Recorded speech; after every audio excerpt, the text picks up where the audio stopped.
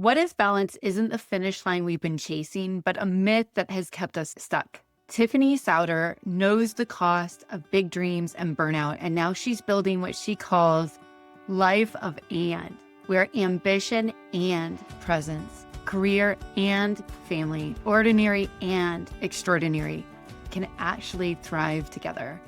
Y'all, in this episode of Plan Go Plan, we're going to push past cliches and we are going to talk about the hidden weight of unspoken expectations, what balance actually means, and how owning the ordinary might just unlock the life that you've been chasing. Let's do this. Welcome to Plan Go Plan, the podcast where ambition meets balance. I'm Danielle McGue. I'm a professor, speaker, mom, recovering overachiever, and self-leadership coach for high-achieving women. At the intersection of research, practice, and play, I discovered a path to planning and goal setting that's bold, balanced, and sustainable. Together, we'll reclaim your time, empower your goals, and create a life where you thrive at work and at home. Grab a pen. Let's get started.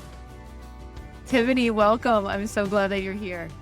Thanks, Danielle. I'm really excited for the conversation too. Thanks for having me. Yay. So I know that you have 4 girls and a rich life.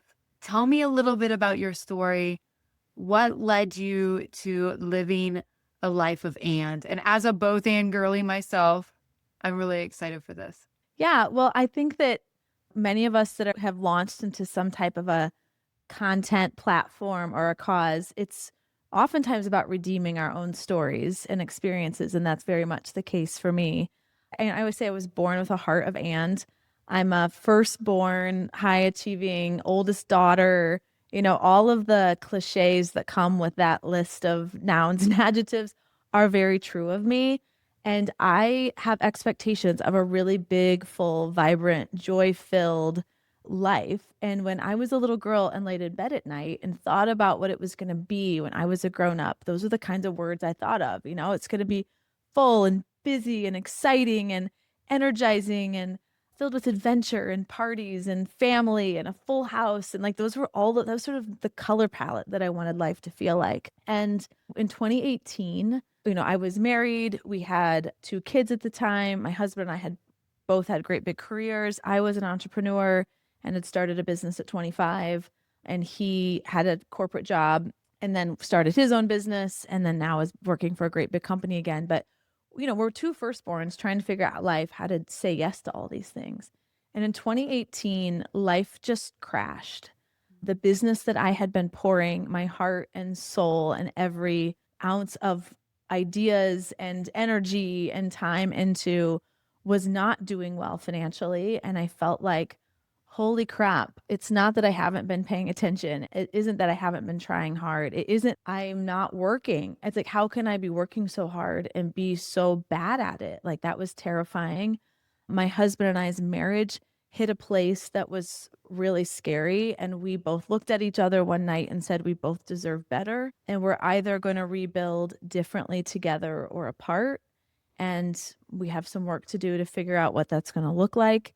I'm proud to say that we celebrated 20 years last year, but it wasn't without a lot of work and recommitment and rebuilding some patterns. And then, you know, I was a mom to 2 kids, but my nanny was with our kids 12 hours a day. And I had really lost myself. I was so stuck in behaving my roles as mom and president and leader and board member and all these things that I had said yes to, that I had completely lost a sense of who I was. If somebody asked me who I was, I would say I'm a mom. I would point to my roles.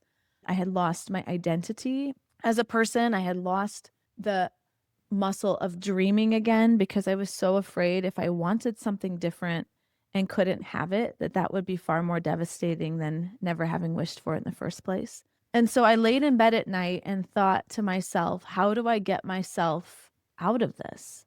I made all of these decisions. I decided to start this business. I decided to marry this man. I decided to have these kids. I decided to live in this house. I had made all these choices on my own free will. And I felt like I had built a prison for myself. And when I laid in bed at night and thought about how do I solve for the capacity to sort of live and experience life the way that my younger self had dreamed of, the first thing was, well, what do I have to give up?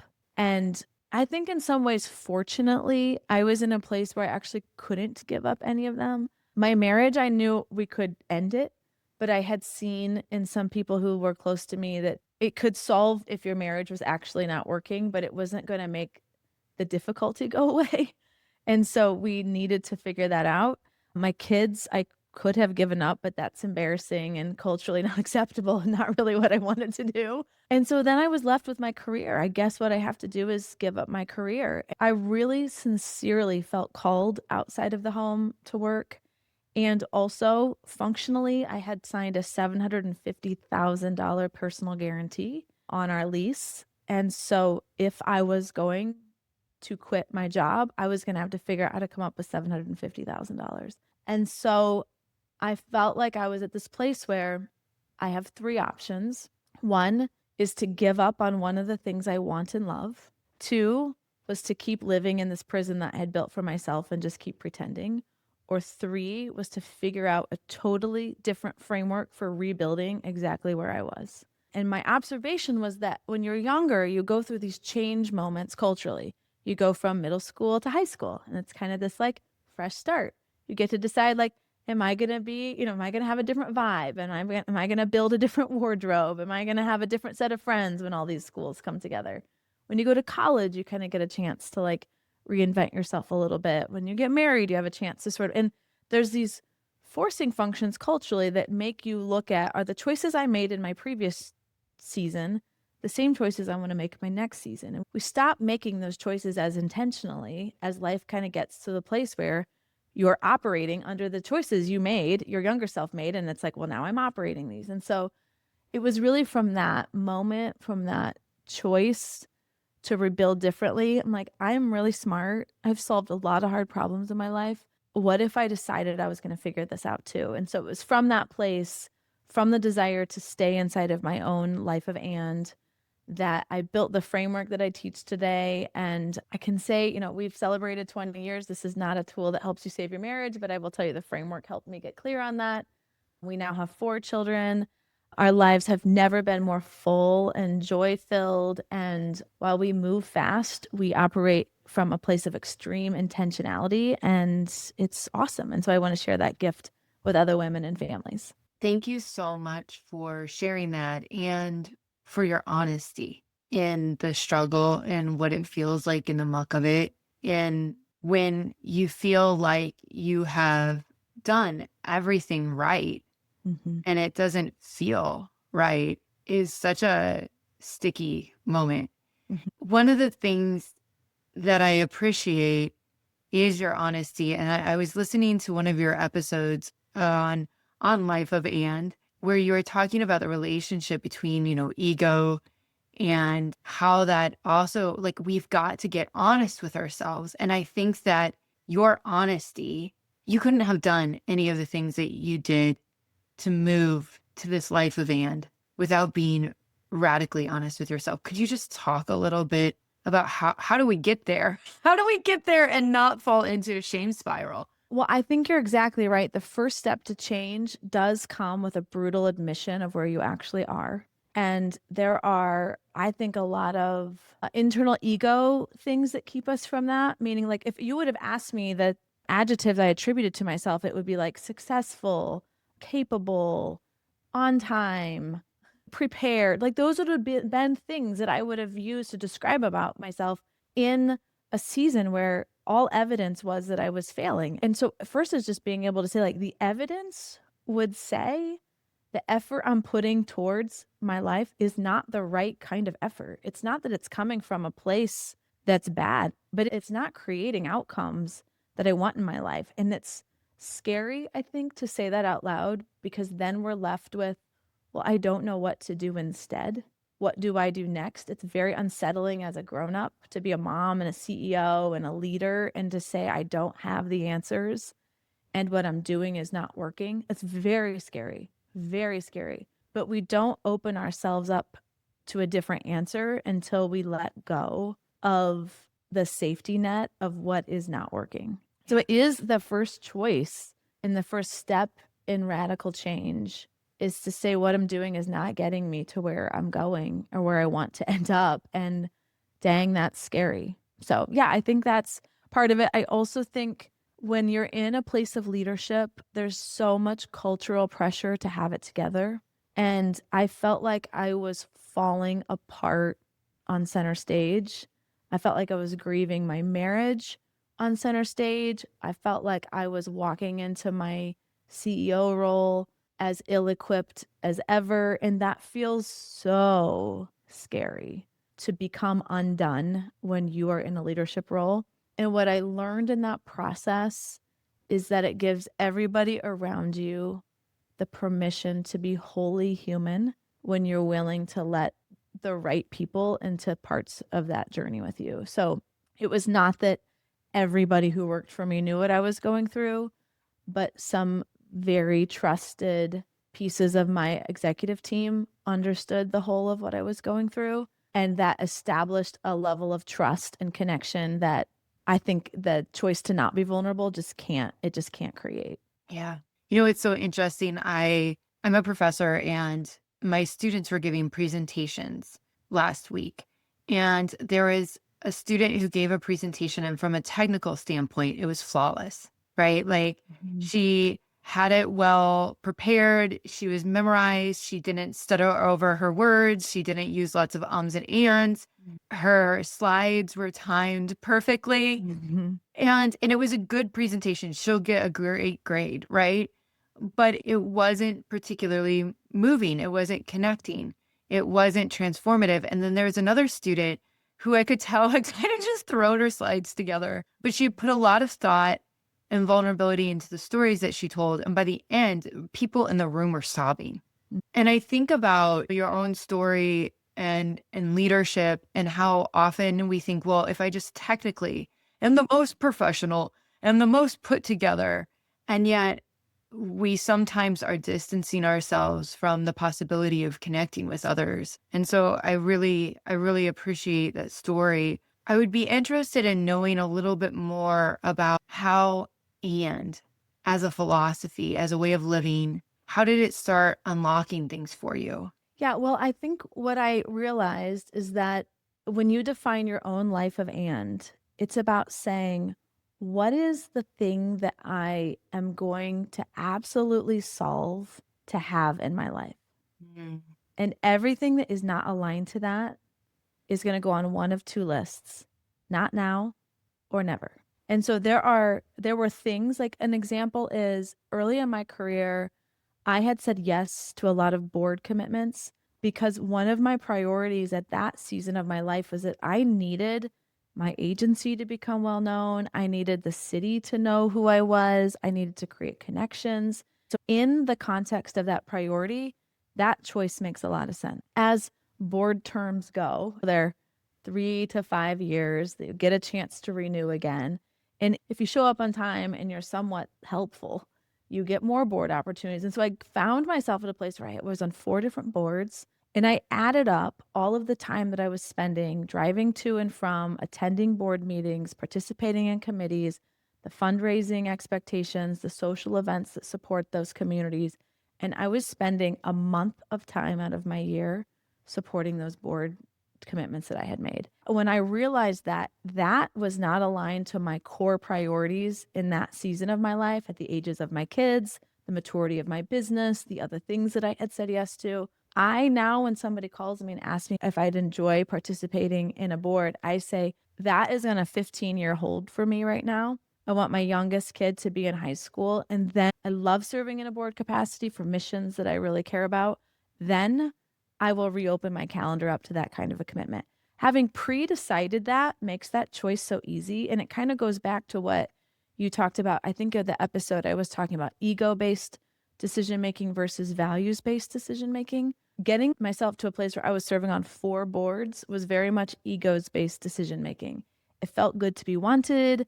I loved the conversation when they told me how valuable I was going to be, about how they saw my talents were going to create a big impact. Like that fed my ego and my desire to be significant and to be special.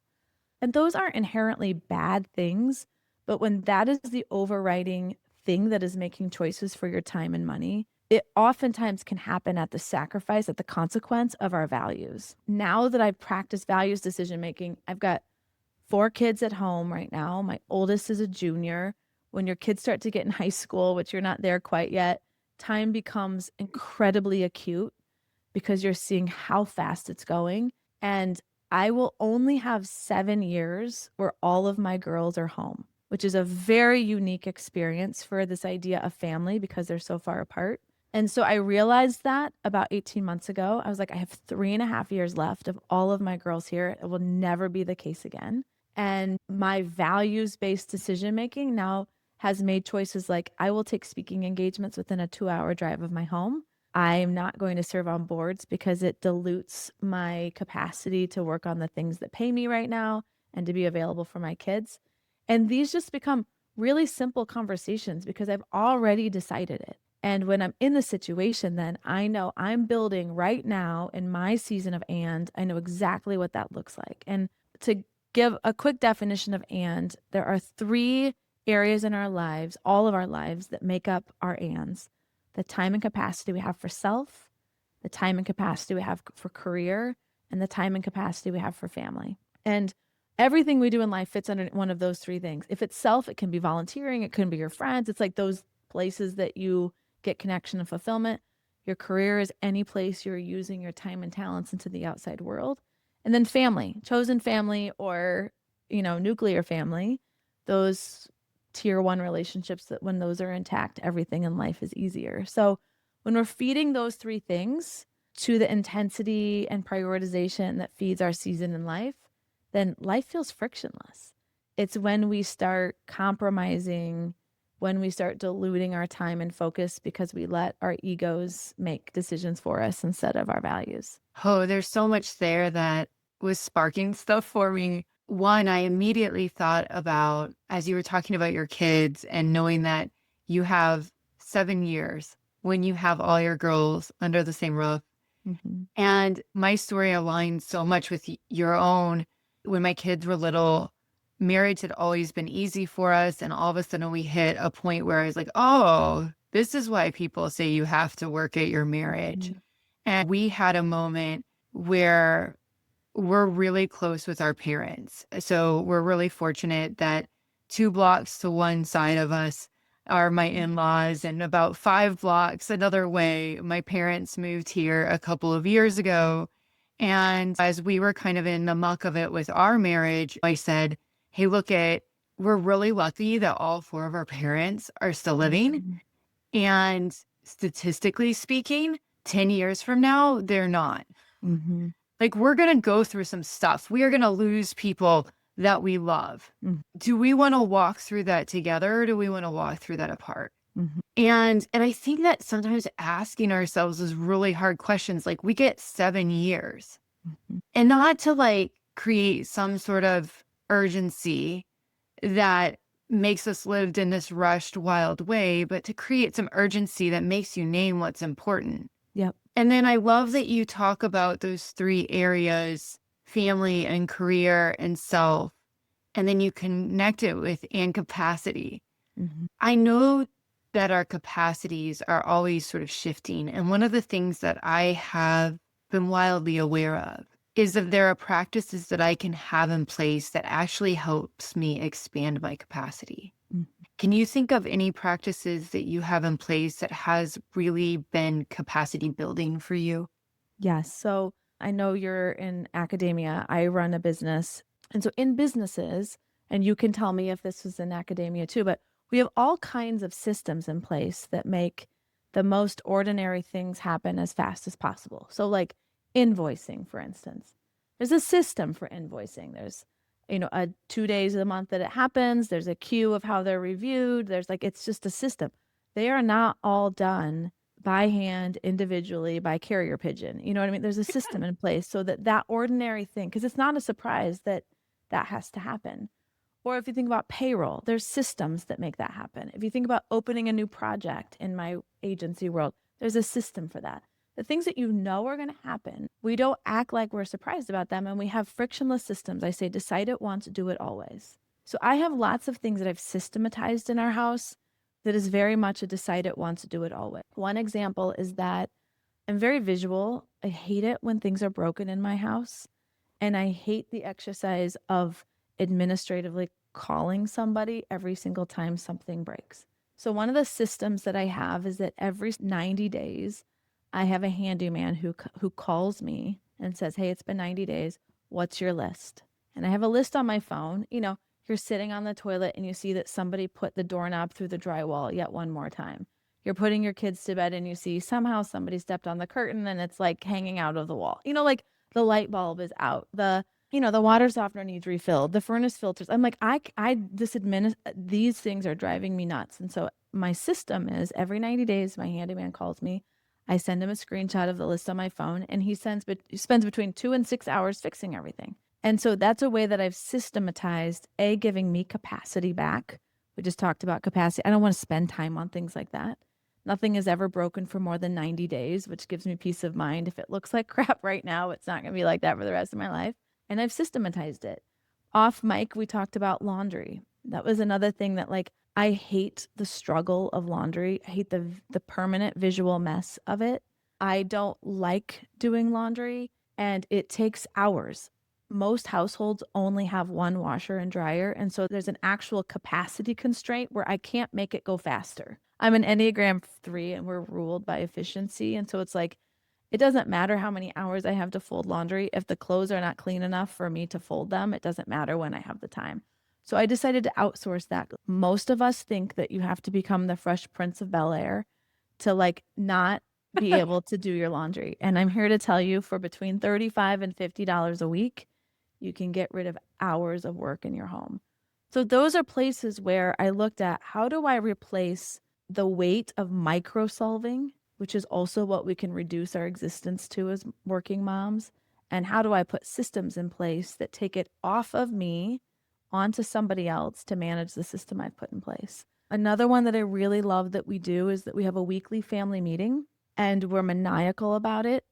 It takes about a half an hour. Sometimes we have longer and we make it fun. And if you're not available at the time our family meeting is taking place, usually it's about 4:30 on a Sunday, then whoever missed it, it's their job to get with me before they go to bed that night. So again, it's not me, the mom, micromanaging everybody in our family.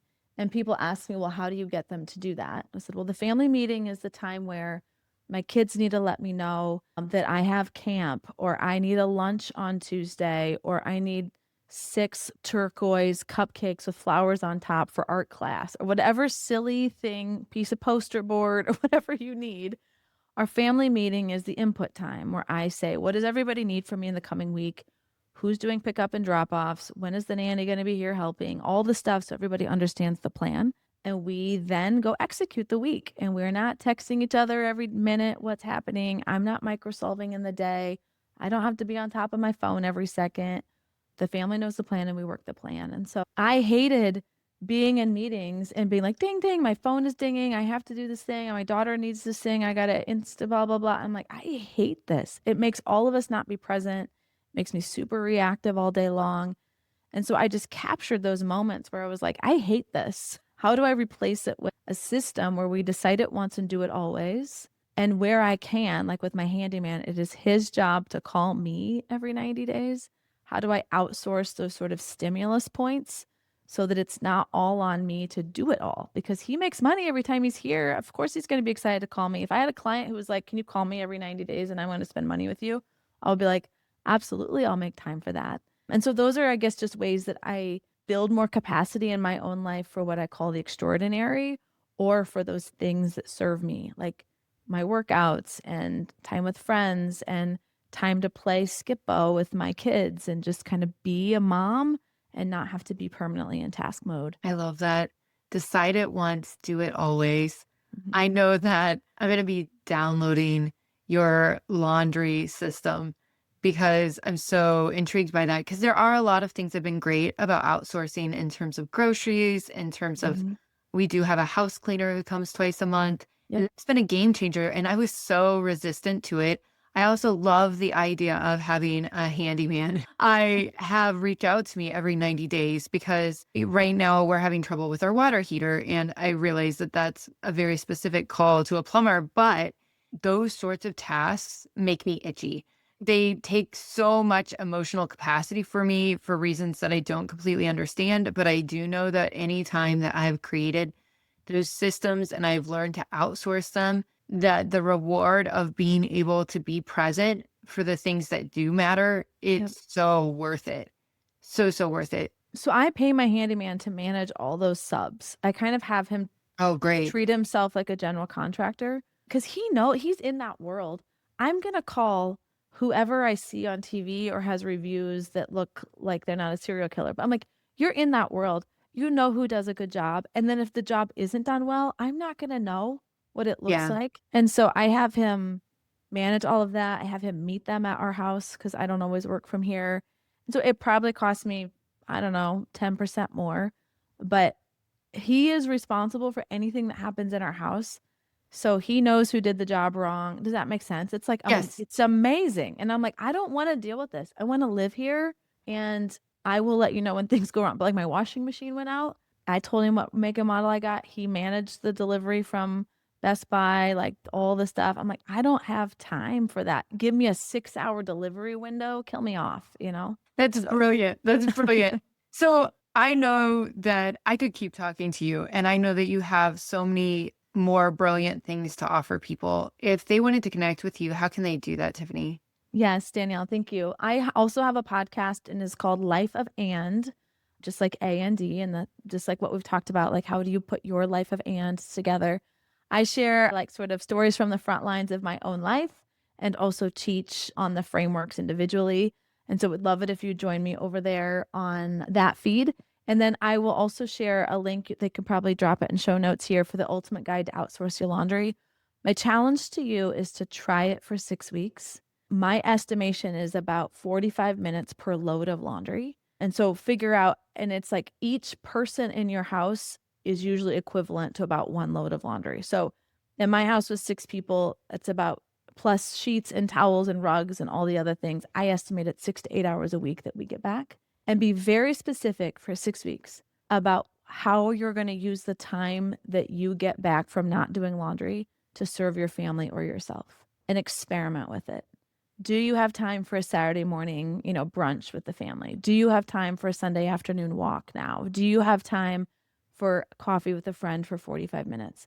It's outsourcing things in service to the things that we really want to be doing with our time. And so when you think about it as an exchange in that way, I would say like, boy, I'd gladly give $50 a week for the time so I have more time with my spouse than the $5,000 we had to pay for marriage counseling to put our marriage back together, and we don't think about it as preventative so that we're putting times towards the relationships and priorities that are really feeding us. So we all have a challenge.